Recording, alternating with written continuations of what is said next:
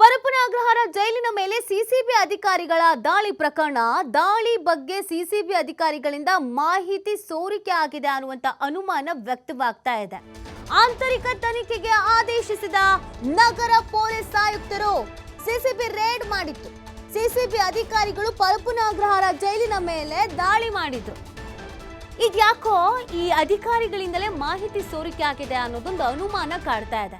ಹಾಗಾಗಿ ಆಂತರಿಕ ತನಿಖೆಗೆ ಆದೇಶಿಸಿದ ನಗರ ಪೊಲೀಸ್ ಆಯುಕ್ತರು ಪೊಲೀಸ್ ಕಮಿಷನರ್ ದಯಾನಂದ್ರಿಂದ ಆಂತರಿಕ ತನಿಖೆಗೆ ಸೂಚನೆಯನ್ನ ನೀಡಲಾಗಿದೆ. ತನಿಖೆ ನಡೆಸಿ ವರದಿ ನೀಡೋಕೆ ಸಿಸಿಬಿ ಹೆಚ್ಚುವರಿ ಆಯುಕ್ತ ಡಾಕ್ಟರ್ ಚಂದ್ರಗುಪ್ತಾಗೆ ಸೂಚನೆಯನ್ನ ನೀಡಿದ್ದಾರೆ.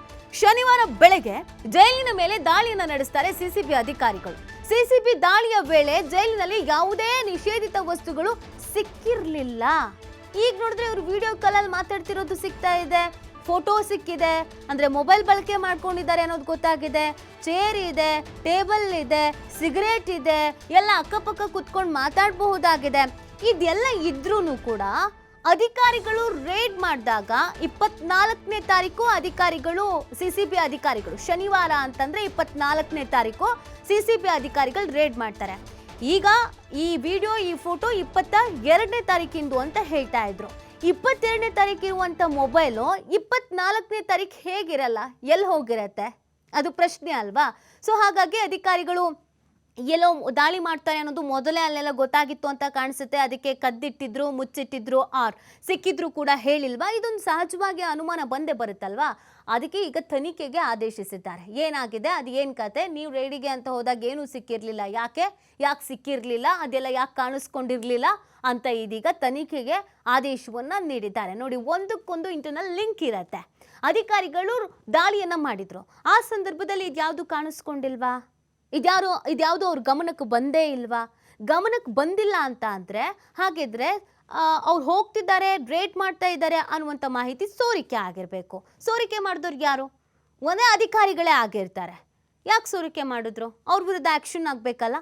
ಇಲ್ಲ ಅಂತ ಅಂದರೆ ಸಿಸಿಬಿ ಅಧಿಕಾರಿಗಳು ಎಲ್ಲವನ್ನೂ ನೋಡಿಕೊಂಡು ಕಣ್ಮುಚ್ಚಿ ವಾಪಸ್ ಬಂದಿದ್ದಾರೆ, ಯಾವುದೇ ಆ್ಯಕ್ಷನನ್ನು ತೆಗೆದುಕೊಳ್ಳದೆ, ಏನನ್ನು ವಶಕ್ಕೆ ಪಡ್ಕೊಳ್ಳದೆ ಅಂತ. ಯಾಕೆ ಹಾಗೆ ಮಾಡಿದ್ರು?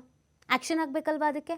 ಸೊ ಈ ಹಿನ್ನೆಲೆಯಲ್ಲಿ ಇದೀಗ ತನಿಖೆಗೆ ಆದೇಶವನ್ನು ನೀಡಲಾಗಿದೆ ಅನ್ನೋದ್ರ ಬಗ್ಗೆ ಮಾಹಿತಿ ಸಿಗ್ತಾ ಇದೆ.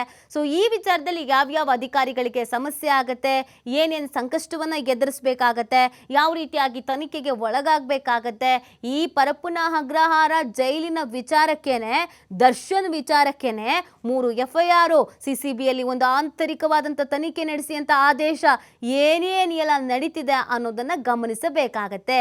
ಒಂದು ಫೋಟೋ ವೈರಲ್ ಆಗಿದ್ದು, ಒಂದು ವಿಡಿಯೋ ವೈರಲ್ ಆಗಿದ್ದು ಎಷ್ಟರ ಮಟ್ಟಿಗೆ ಸುದ್ದಿ ಆಗತ್ತೆ, ಎಷ್ಟರ ಮಟ್ಟಿಗೆ ಚರ್ಚೆ ಆಗತ್ತೆ ಅಂತ ಅಂದ್ರೆ ಪರಪ್ಪನ ಅಗ್ರಹಾರ ಜೈಲಿನಲ್ಲಿರುವಂತ ಅಧಿಕಾರಿಗಳು ಸೇರಿದಂತೆ ಇಲಾಖೆಯಲ್ಲಿರುವಂತ ಪ್ರಮುಖ ಅಧಿಕಾರಿಗಳಿಗೂ ಕೂಡ ಎದೆ ಢವ ಢವ ಅಂತ ಹೊಡ್ಕೊಳ್ತಾ ಇದೆ. ಕಾರಣ ಯಾವಾಗ ಏನಾಗುತ್ತೋ ಏನೋ ಗೊತ್ತಿಲ್ಲ, ನಮ್ಮ ತಲೆಗೆ ಬರುತ್ತೋ ಏನೋ ಗೊತ್ತಿಲ್ಲ ಅಂತ. ಯಾಕಂದ್ರೆ ಇಲ್ಲಿ ಅಧಿಕಾರಿಗಳು ಕಂಪ್ಲೀಟ್ ಆಗಿ ಗೋಲ್ಮಾಲ್ ಮಾಡ್ತಾ ಇದ್ದಾರೆ, ಅಥವಾ ಇವರುಗಳು ಕೂಡ ಇಲ್ಲಿ ಕೈದಿಗಳ ಜೊತೆಗೆ ಅಪರಾಧಿಗಳ ಜೊತೆಗೆ ಶಾಮೀಲಾಗಿದ್ದಾರೆ ಅನ್ನೋದ್ರ ಬಗ್ಗೆ ನಾವು ಹೇಳ್ತಾ ಇಲ್ಲ. ಸ್ವತಃ ನಿನ್ನೆ CM ಸಿದ್ದರಾಮಯ್ಯನವರೇ ಬೈಟ್ ಕೊಡುವಂತ ಸಂದರ್ಭದಲ್ಲಿ ಹೇಳ್ತಾ ಇದ್ರು, ಅಧಿಕಾರಿಗಳೇನಾದ್ರು ದುಡ್ಡಿಸ್ಕೊಂಡಿದ್ದಾರ ನೋಡ್ಬೇಕು ಅನ್ನೋದನ್ನ ಹೇಳ್ತಾ ಇದ್ರು. ಅಂದ್ರೆ ಕಂಪ್ಲೀಟ್ ಆಗಿ ಇಲ್ಲಿ ಅಧಿಕಾರಿಗಳು ಕೂಡ ಶಾಮೀಲಾಗಿದ್ದಾರೆ ಅನ್ನೋದು ಮೇಲ್ನೋಟಕ್ಕೆ ಗೊತ್ತಾಗ್ತಾ ಇದೆ.